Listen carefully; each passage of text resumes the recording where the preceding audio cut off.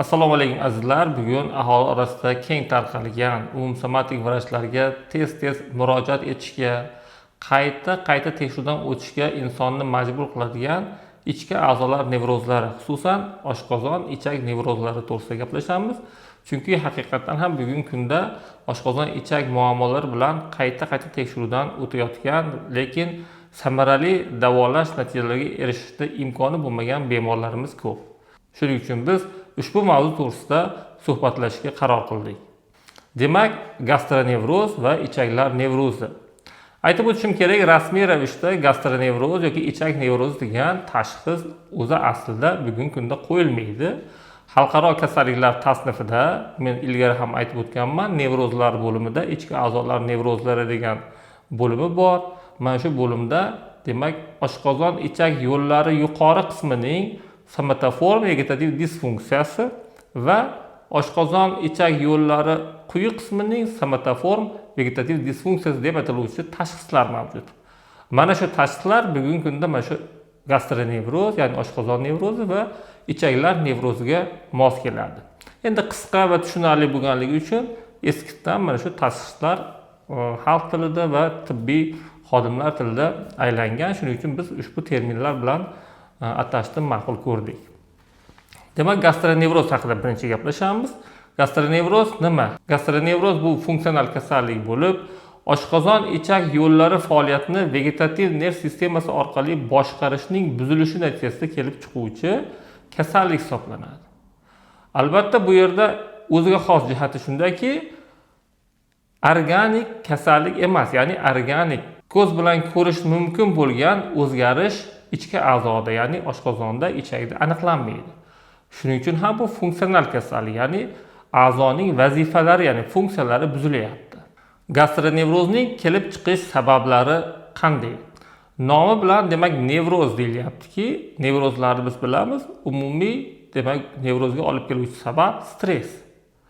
Bu yerda kelib chiqish sabablari insonda ayni vaqtda boshqa nevrotik buzilishlar ham kuzatilishi mumkin.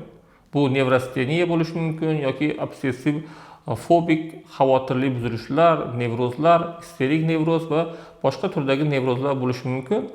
Va bilamiz, biz nevrosteniya va boshqa nevrozlarda ham xuddi shu oshqozon ichak tizimi faoliyatining buzilishi bilan bog'liq shikoyatlar kuzatiladi.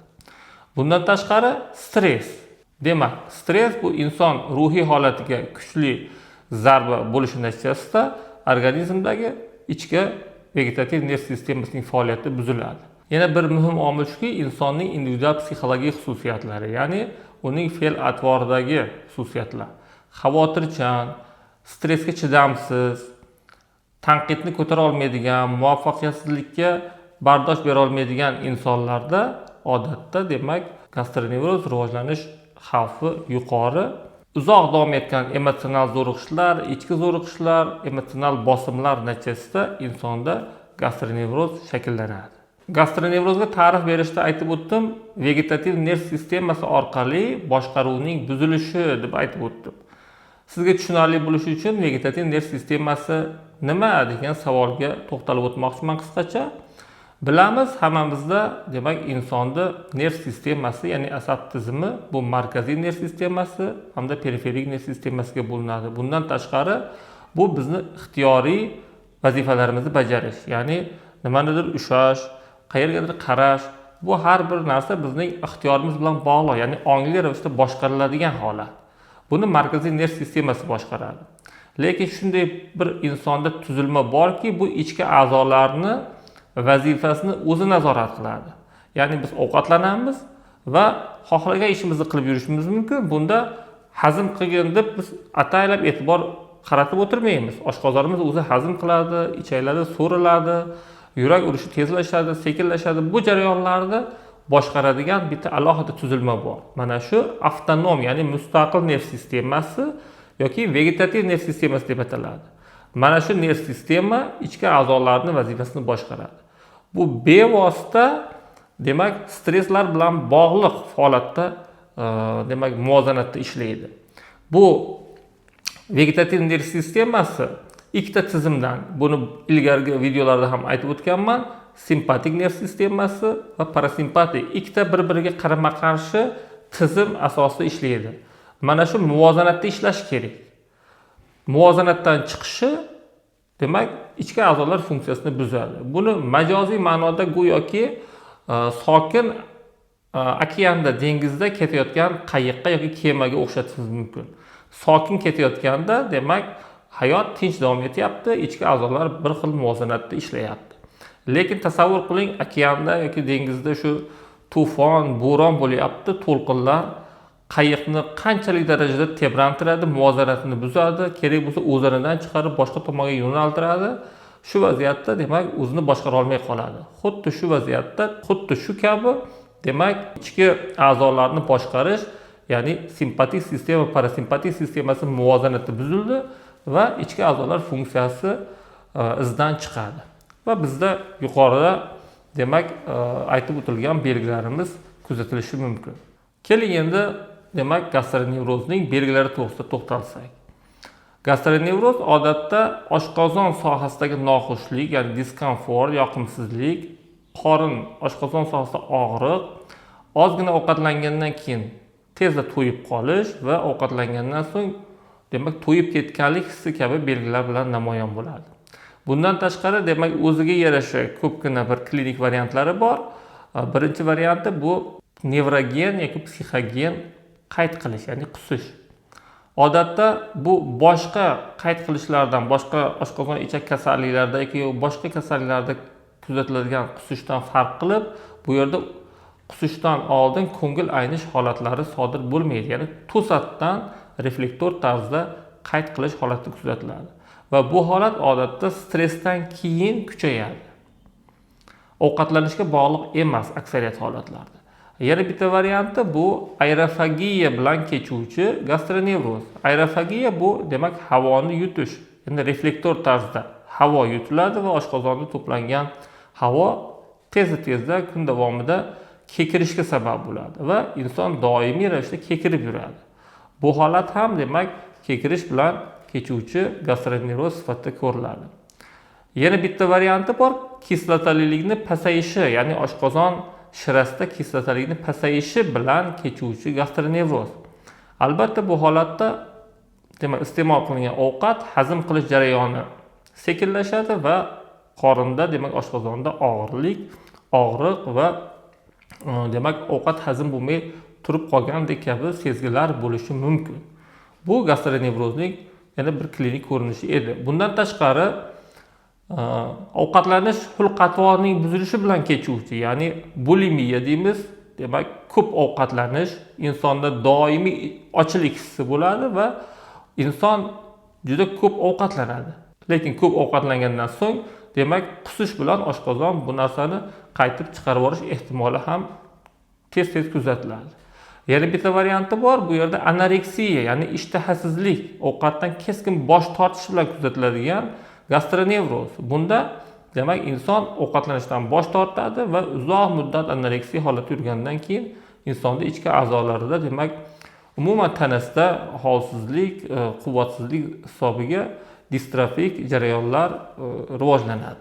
Demak, oxirgi varianti bu jig'ildon qaynashi bilan kechuvchi gastronevroz. Afsuski bu jig'ildon qaynashi juda ko'p kasalliklarda, oshqozon ichak kasalliklari kuzatiladi. Shuning uchun differensial tashxis qilish oson emas. Bu yerda demak jig'ildon qaynashi standart gastroenterologik davolash natijasida o'tib ketmaydi yoki qat'iy dieta parhez qilgandan keyin ham insonda jig'ildon qaynashi saqlanib turadi.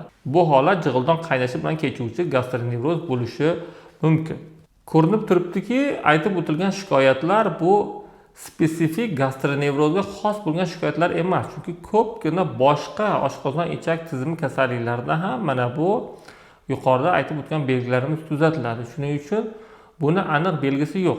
Go'yoki buni biz inkor tashxisi sifatida qo'yiladi. Ya'ni oshqozon ichak tizimi bir necha marta bemorlar tomonidan qayta tekshiruvlardan o'tkaziladi. Bu FGDS tekshiruvi, ultratovush tekshiruvi, rentgenografiya tekshiruvi, bu boshqa oshqozon ichak tizimini maxsus tekshiruv usullaridan o'tkazishdan qat'iy nazar, demak bemorda ko'z bilan ko'rish mumkin bo'lgan organik o'zgarish aniqlanmaydi, lekin bemorda shikoyat saqlanib turaveradi. Shu holatlarda demak bu gastronevroz sifatida ko'riladi. Mana bu aytib o'tgan belgilarimiz, masalan, ovqat nima uchun hazm bo'lmagandek bo'lib turadi yoki og'riq paydo bo'ladi yoki qusish kuzatiladi. Bularni qayerdan paydo bo'layotganligini qisqacha tushuntirib o'taman. Yuqorida aytib o'tgan shikoyatlarim, ya'ni ko'ngil aynish, qusish, og'riq, ovqat hazm bo'lmasligi kabi sezgilar qayerdan shakllanadi? Biz stress sistemasini avvalgi panik hujum mavzusida ham to'xtalib o'tganmiz. Demak, stress sistemasi bo'yicha stress jarayonida, stress organizmga ta'sir qilgan vaqtda gipotalamus, gipofiz va buyrak usti bezi tizimi faollashadi. Buyrak ustidan chiqqan kortizol, ya'ni stress gormon ta'sirida parasimpatik va simpatik nerv sistemasi muvozanati buziladi. Birinchi simpatik nerv sistemasi qo'zg'aladi, ya'ni xavotirlik paytida, xavf bor degan paytda simpatik nerv sistemi qo'zg'aladi va bu yerda oshqozon ichagidan demak ajraladigan sekretsiya, ya'ni oshqozon shirasi va demak uning motorikasi, oshqozonda mavjud oziq moddani, o'sha ovqat massasini harakatlantirish, peristaltika qilish jarayonlari sekinlashadi. Shuning uchun hazm bo'lmasdan ovqat qolib ketadi. Yoki ichakda uzoq muddat yoki oshqozonda uzoq muddat qolib ketadi. Chunki ichak va oshqozonning motorikasi, harakatlanishi sekinlashadi.